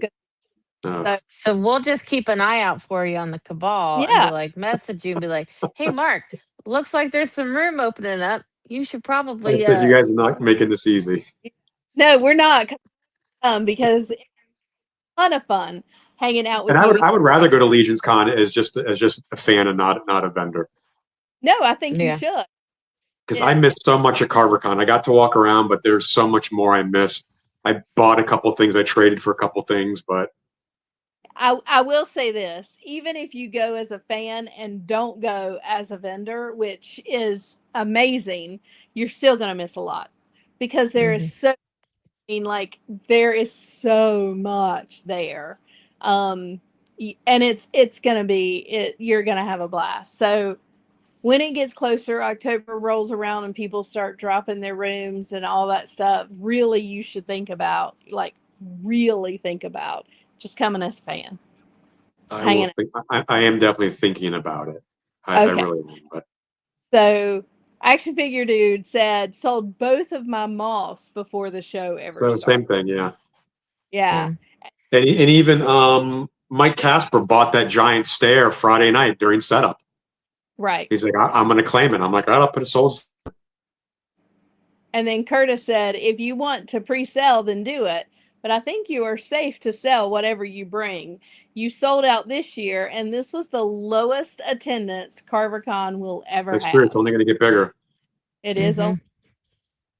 But yeah, the venue was great. Everything was fantastic. The one thing I would say to Brian, I would talk to them when booking next year and almost tell them that those covers have to be off the windows, because that was That's like a what, huge yeah. that was a That's what huge he's selling point of pointing. that space. When I saw the pictures the first time, everybody was like, "Look at this natural light. This room is gorgeous." And Right. we got there and all these black covers, and I'm like, "Those aren't motorized. Those, like, they had to get like a man lift, like a snake lift to put snorkel lift to put those things up." I'm like, I don't think those are coming down before the show. And I asked the lady the next day, and she said, no way to put those up. I think for like dance, For like dance, prom yeah. season. Yeah, so And he's I going was to like, talk to that her was and a be like, huge selling point of that room. I thought the lighting was not super good in there. Those like floodlights hanging down, especially behind me, was like really dark. So if we can in any way tell them, listen, like, you sold us this room with all these open windows, and we got there and every window was covered. I don't know if they can do that, but that to me was a big selling point of that room. The room was fantastic, but it would have been even better with all that natural light coming in. yeah, that's what Yeah. he said. He said, yes, that's a big deal for next year. I had no idea they would have this on the windows. Yeah, we had no idea. Yeah. I know he wasn't happy either. Yeah. I don't, they probably didn't tell him or anything, and because that was definitely, but I mean, not complaining, everything was perfect, but I would have let them know that we were disappointed that we didn't have our natural light, but still Yeah. awesome. All right, let's do the giveaway. I do want to give you a few minutes again. Josh Brown had these available, and gave me a couple to give away, so I definitely want to give it away. You get the stickers and you get the unpainted heads in there as well. They are awesome. I know I cannot wait to paint them. Of course, got one for me. So hashtag Josh Brown. We will give you just another couple of minutes to get your hashtags in there. We definitely want to give these away tonight. I told Brian to enter. The Brian enter. Yeah, and I love. But yeah, I'm super excited about having those. I think they're gorgeous. Very nice. Brian said, Mark shows up to one con and starts making demands. You hung around Curtis Promise too I'm much not. last weekend. I promise it's not a demand. Oh, that's hilarious. All right. And I felt like they were kind of sneaky about it. I doubt they told them, by the way, all the windows are going to be that you saw in all these promotional pictures are going to be Right. covered. Yeah. Yeah, they didn't tell us at all. Oh, that's funny. All right, let's bring it up. Kevin, you're going to have to pull it. Let's see who's going to win.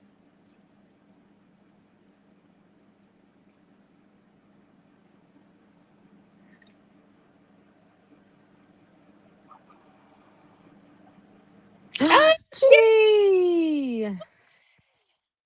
Congratulations, G. One of the best huggers. Gee, yeah, I had the Absolutely. pleasure of meeting G last weekend. All right. G, if you will reach out and send me your address, probably be Monday, but I will get these out to you after the weekend and we will get them on their way to you. So, yeah, reach out. Jen said, rigged.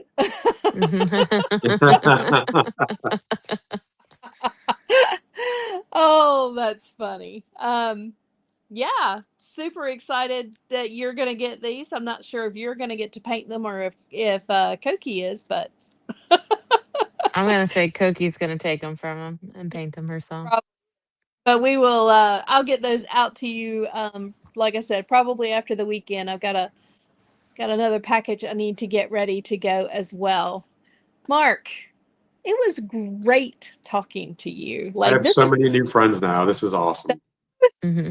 It's different. It's different talking to someone online for 3 years and then meeting them and knowing what they're like in real life. It's just so different. it Yeah. really Yeah. and And I heard that repeatedly before the show, but I got to experience it myself finally. Yeah. So and I will say that once you experience going to a con, and they're not all like this. Like Kevin and I got to do several cons throughout the year. They're not all like this. This was more like Legion's Con than any other show that we've been to. I heard a lot of you guys saying that. Yeah. So to me, that meant a lot because we were all hanging out. We were all, doing the thing, just being together. And that hotel was amazing for that, being able to allow us the space that we needed so that we could all congregate and all be together. And I loved every minute of it. And now it makes me even more excited for Legion's Con because if you take CarverCon and multiply it, that's what Legion's Con is. Yes. So I can't wait for Legion's Con either. It's gonna the most fun.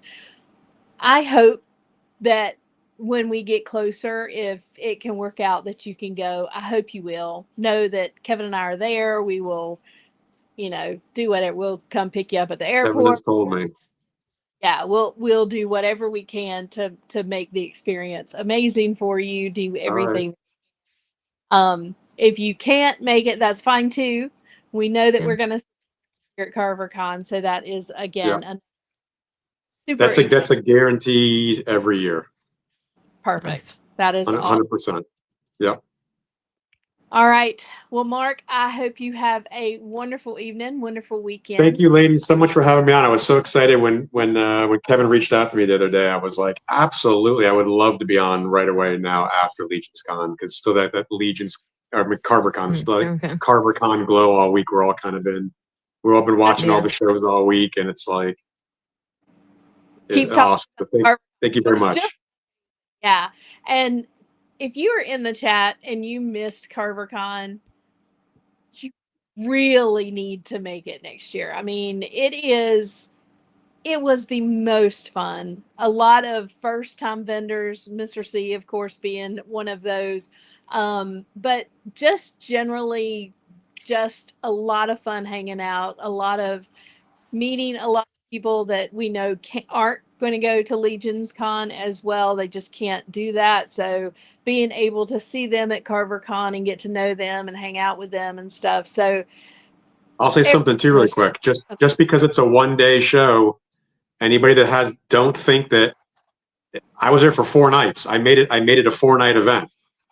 And there were only about a dozen of us there on Thursday night. More people come Thursday. Some people freaking come on Wednesday. Just because the show is 1 day doesn't mean the weekend has to be 1 day. It's make as long as you want it. Yeah, and we had come in on Thursday a long time ago because I wanted to be there to help with whatever Stacy and Brian needed. So just kind of like, I want to go early just in case they need help with anything, if you know what to do. But then Curtis said, we're going to come in on Thursday too. So we just made it a part. Really a lot of fun having everybody there early. And quick shout out to Joe Drow Taylor. I know he rode with you guys, right? Yeah. He was the first person I met the whole weekend. It was Thursday. You guys dropped him to go to your German restaurant. Yeah. And I walked by him once in the lobby, and I'm like, that dude looks like he's here. I didn't know him from online yet. I'm like, that dude looks like he's here for Legion's Con. And then he had replied to one of my posts that he just got there. So I walked up to him and sat down, and we sat for like 2 hours and talked. That's awesome. So that was a really good time. We invited him to go to the restaurant with us, and he says, I am done sitting in the car. I'm like, okay. He was on like 24 hours of no sleep at that point too. So he was exhausted, but yeah, we sat for like 2 hours. That's a very fond memory I have, is that first like Thursday afternoon sitting with Joe and talking and stuff. So next year I'm definitely going to Schmitz with you. That's my plan. Yes. Oh my gosh, that was the food is so good. I loved it. But yeah, everybody needs to come to Schmitz with us when we get there, because it is so good. But yeah, if you did not make CarverCon this year and you're not going to make Legion's Con this year, come to Carver here, because it is as close as you'll get without actually going to Legion's Con. It was a great event, so much fun, and you are completely missing out if you don't come. So everybody, plan on being there. Put it on your calendars. The date's already set. I think the 12th. The 10th. July 10th. I think the 10th, maybe. Yep. Okay. So, and your room has a beautiful portrait of a deer in a suit. Yeah. I love Deer Man. I think it was creepy, but it was weird. The venue is amazing. It is beautiful. It is gorgeous, and it is perfect for this event. Perfect. Yep. All right. Everybody have a great night. Stacy and I, and possibly if Mr. C wants to join us, and Curtis and whoever wants to jump on, Saturday morning at 9:00 for Mod Squad Art Studio. Make sure to tune in for that. And then we are not on next week. Next week is Dorclair, and then we will be back the following week, and I have to follow up on who we've got to make sure that they can make it. If not, we'll got somebody else lined up maybe to take that place. So we look forward to seeing you guys for Mod Squad next week or this Saturday. And then getting ready paint this. Yeah, I'm so excited. I've got so much to paint. You guys have a great evening, and we'll see you guys later. Bye, everybody.